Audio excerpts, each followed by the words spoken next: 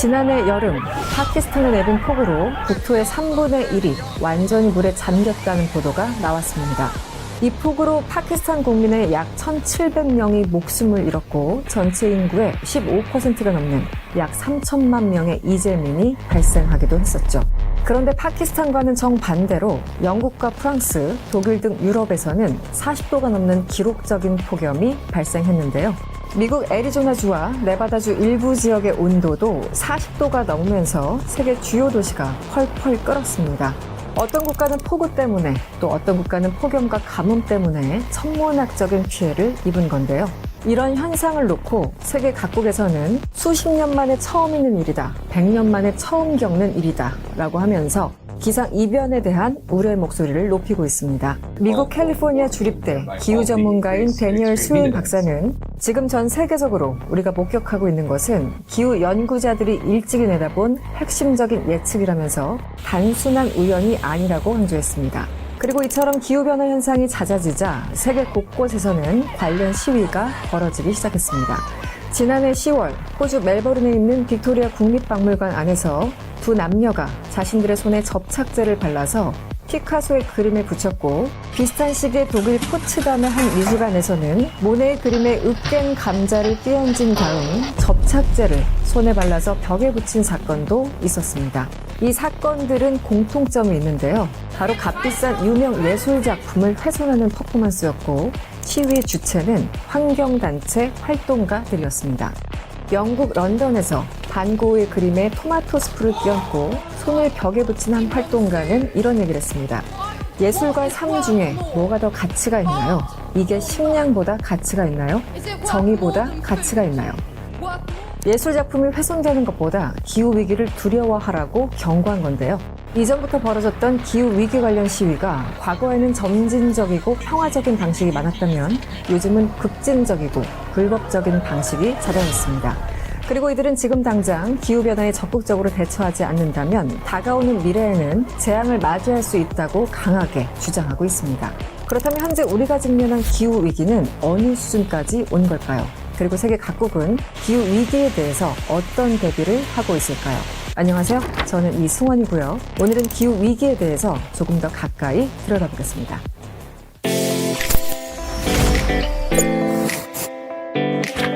북극 그린란드 얼음 질량 관측 결과에 따르면 관측이 시작된 지난 2002년부터 지금까지 약 5조 톤의 얼음이 사라졌습니다. 남극의 얼음도 20년 만에 2조 3천억 톤 이상이 녹아버렸다고 합니다. 이렇게 사라진 얼음은 바닷물이 돼서 해수면을 높이기 시작했고, 지난해 해수면 상승 속도는 1993년에 2배 가까이 빨라졌습니다.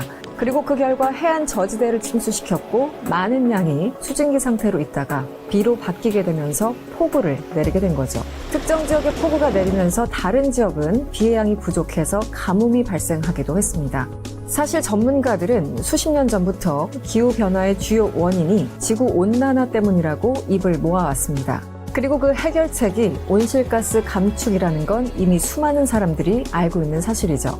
1972년 스웨덴 스톡홀름에서 열린 유엔 인간환경회의는 기후 문제에 관한 첫 국제회의로 알려져 있습니다. 무려 반세기 전부터 전 세계가 기후위기를 우려하면서 온실가스 감축에 대해 논의해 왔는데요. 온실가스로 불리는 이산화탄소와 메탄, 아산질소 등을 줄이려고 전 세계가 노력하고 있지만 돌아가는 상황을 보면 이게 생각만큼 쉽지 않아 보입니다. 전 세계 국가들은 해마다 온실가스 감축 목표를 정하고 배출량을 줄이겠다고 선언하고 있는데요. 안타깝게도 그 약속을 지키지는 못하고 있습니다. 2020년 기준으로 세계에서 이산화탄소를 가장 많이 배출한 나라는 이른바 세계 굴뚝으로 불리는 중국입니다. 배출량을 보면 106억 6,788만 톤으로 전 세계 배출량의 30.6%를 차지하고 있습니다. 2위는 미국이죠. 13.5%인 47억 1,277만 톤을 배출했습니다. 유럽연합과 인도, 러시아와 일본이 그 뒤를 따르고 있죠. 한국은 전 세계 배출량의 1.7%를 차지하면서 10번째로 많은 이산화탄소를 배출하고 있습니다. 산업화 이후인 1750년부터 2020년까지 이산화탄소 누적 배출량을 따져봐도 일부 순위의 변동은 있지만 미국과 유럽연합, 중국과 러시아가 누적 배출량의 절반 이상을 차지합니다. 수치상으로 보면 기후위기는 개발도상국보다 선진국의 책임이 더 크다고 볼 수 있는데요. 결국 선진국들이 앞장서서 탄소 배출량을 줄여야 하는데 경제 성장을 이유로 본인들이 직접 약속했던 목표 감축량만큼도 줄이지 못하고 있는 실정입니다. 그런데 지난해 4월 기후변화에 대응하기 위한 유엔 산하 정부 간 협의체인 IPCC 보고서에 따르면 현재까지 시행된 온실가스 감축 정책이 변함없이 지속된다면 2100년 지구의 평균 온도는 산업화 이전 대비 3.5도 상승할 것으로 전망했습니다. 지구 기온이 3도 오르면 미국 뉴욕과 프랑스 니스, 호주 시드니가 바닷물에 잠기고요. 한국은 인천과 김포, 고향 부천 일부가 침수될 수 있다는 시뮬레이션 결과도 나왔습니다. IPCC는 우리에게 남은 시간이 겨우 30개월이고 늦어도 2025년부터는 온실가스 배출량이 감소되기 시작해야 한다고 경고합니다. 바꿔 말하면 지금이 미래에 발생할 수 있는 최악의 기후위기를 피할 수 있는 골든 타임이라는 뜻이겠죠. 기후위기에 관한 무시무시한 경고가 연이어 나오고 있으니 전 세계 주요 국가들도 해결책 마련에 분주해졌습니다. 기후위기의 해법을 찾기 위해 지난해 11월 이집트에서는 제27차 유엔 기후변화 총회가 열렸습니다. 연설에 나선 안토니오 구테르스 유엔 사무총장은 우리는 가속 페달을 밟으면서 기후 지옥으로 향하는 고속도로를 달리고 있다며 기후위기의 심각성을 강조하고 선진국들의 온실가스 감축 노력을 호소했습니다. 이 회의에서 미국과 영국, 프랑스, 독일 등 선진국들은 공정한 에너지 전환을 위해 남아프리카 공화국에 11조 8천억 원을 지원하기로 했는데요. 이와는 별개로 영국과 독일은 개발도상국의 친환경 성장을 위해서라며 2조 5천억 원 지원을 약속하기도 했습니다.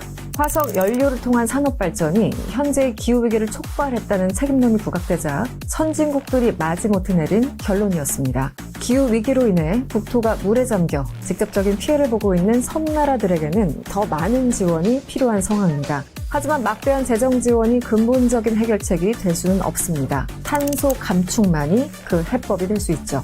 탄소는 에너지와 상품을 만들 때 불가피하게 발생할 수밖에 없어서 이 수요를 갑자기 줄이는 건 현실적으로 불가능해 보입니다. 그렇기 때문에 화석 연료 대신 태양광과 해양 풍력 등을 활용해서 전력을 생산하는 청정 에너지 사업이 활발히 진행되고 있고요. 탄소 발생을 줄이기 위한 전기 자동차 상용화가 현실적인 대안으로 떠오르고 있습니다. 전 세계 글로벌 기업들에게 탄소 절감 정책은 이제 선택이 아닌 필수이자 비즈니스의 핵심 전략이 됐습니다. 탄소 중립 선언을 넘어 기업이 사용하는 전력의 100%를 재생 에너지로 충당하겠다는 캠페인인 아리백 가입 기업도 늘고 있죠. 미국 라스베가스에서 열리는 세계 최대 규모의 가전제품 박람회인 CES에서도 탄소 감축이 최대 이슈로 떠올랐는데요. 직접 찾아가 본 CES 2023 현장은 팬데믹 이후 급변한 기술들을 반영하고 있습니다. 특히 모빌리티와 메타버스, 헬스케어와 웹 3.0 등 관련된 최신 제품들이 이목을 끌고 있죠. 그런데 첨단 가전제품이 아닌데도 관람객들의 발길이 끊이지 않는 공간이 있습니다. 바로 라스베가스 컨벤션 센터, 센트럴홀 가장 중앙에 자리 잡은 SK그룹의 전시관입니다. 이곳에서는 탄소 감축을 위한 행동이라는 주제로 전시가 열리고 있는데요. SK가 첨단 기술의 경영장인 CES에서 탄소 감축을 강조한 건 이번이 처음이 아닙니다. 지난해 열린 CES에서 글로벌 탄소 감축에 동참하겠다고 선언한 적이 있었죠. 그때 당시 2030년에 전 세계 탄소 감축 목표인 210억 톤에 1% 해당하는 2억 톤의 탄소 배출량을 감소하겠다고 약속한 바 있습니다. 이 규모가 얼마나 큰 건지 쉽게 설명하자면 SK와 똑같은 목표를 제시한 기업이 100개만 있으면 전 세계 탄소 감축 목표를 달성하는 겁니다. 이 약속을 지키기 위해서 SK는 현재 하고 있는 사업들의 체질을 적극적으로 개선하고 있습니다. 이번 CES에서는 주식회사 SK 등 8개 계열사와 미국 소재 10개 파트너사들이 참여해서 탄소 감축에 실질적으로 기여할 수 있는 제품과 기술들을 선보이고 있습니다. 작년 CES에서 선언한 탄소 감축에 대한 약속을 구체적 행동으로 보여주기 위해서죠. SK전시관은 크게 두 개의 존으로 구분됩니다. 먼저 전시관을 들어가면 처음 만나게 되는 퓨처 마크존에서는 미국의 자유의 여신상과 영국의 빅벤, 프랑스의 에펠탑이 바닷물에 잠기는 충격적인 LED 영상이 시선을 사로잡습니다.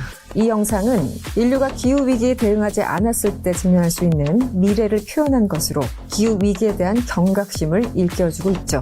두 번째 존은 첫 번째 존과는 반대로 탄소 감축 추진 노력으로 되찾게 될 세계 주요 도시의 맑은 하늘이 보이고요. 생활 곳곳에서 만날 수 있는 SK의 다양한 탄소 감축 사업과 기술들이 펼쳐집니다. 친환경 모빌리티 생태계를 만들어갈 전기차 배터리와 배터리 소재를 시작으로 고효율 반도체, 폐기물 에너지화, 도심 항공교통, 헬스케어 등 40여 개에 달하는 제품과 기술들을 만날 수 있습니다. 그런데 SK가 이렇게까지 탄소 감축에 집중하고 있는 이유는 무엇일까요? 기후위기 극복을 위한 탄소 감축은 이제 어느 기업도 피할 수 없는 상황이 됐습니다. 적절히 대응하지 못하면 큰 비용이 발생할 수 있고 심해지면 기업이 문을 닫아야 하는 큰 위기를 맞게 될 수 있죠. 반대로 이 문제를 선제적으로 대응하고 관련 기술력을 확보한다면 또 다른 기회가 될 수 있습니다. SK는 피할 수 없는 탄소 감축의 운명을 위기가 아닌 기회로 만들기 위한 선택을 한 것이죠. 결국 기후변화 극복을 위한 그린 사업으로의 전환이 SK의 미래 전략인 동시에 생존 전략인 겁니다. 이제 탈탄소화는 기업뿐 아니라 국가 차원의 철저한 관리가 필요합니다. 기존의 화석 연료를 대체할 수 있는 청정 에너지, 핵심 기술을 확보하는 게 중요하고요.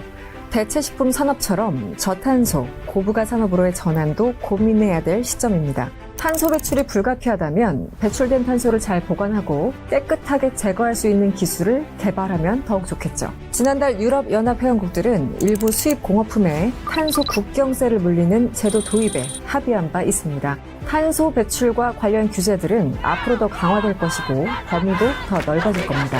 정말 코앞까지 다가온 듯한 기후위기. 이제 말보다는 적극적인 행동이 필요해 보입니다. 월드클로즈업 이승원이었습니다.